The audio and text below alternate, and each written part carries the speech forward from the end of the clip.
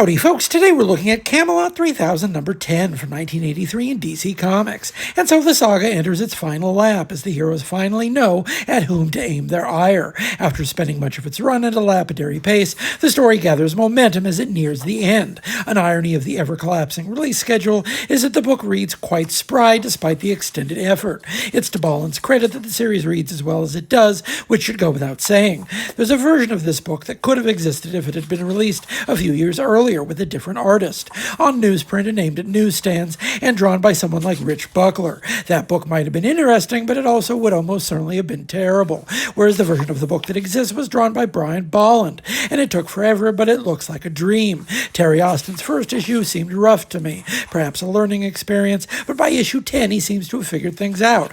Bolland seems an exacting challenge for any inker, and one that would leave an impact. Austin comes out of the collaboration with added precision and confidence, and it's not difficult to see the difference in technique between his work right after this on Cloak and Dagger and with John Byrne on Uncanny X-Men. That's excellent work, but I submit making John Byrne look good is an easier task than keeping pace with Bolland.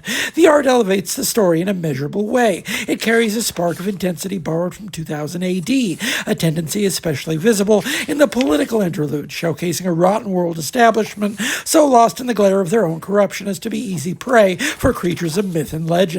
That's precisely what happens as the resurrected Mordred forges an armor from the metal of the Holy Grail and stabs the President of the United States to death. An indelible image, one of many scattered throughout this issue and every issue. While a couple notable elements haven't aged as well, the attempted body national caricature veers into unpleasant stereotype, but certainly no worse than Ronin, released concurrently. It remains an engaging narrative. Once upon a time, it was the absolute crown jewel of DC's line. That it really didn't keep that status is a credit to what came after, but no slight against the work itself. On the contrary, it's worthy of a revival. It would fit quite nicely in DC's new compact comics format, if anyone's paying attention.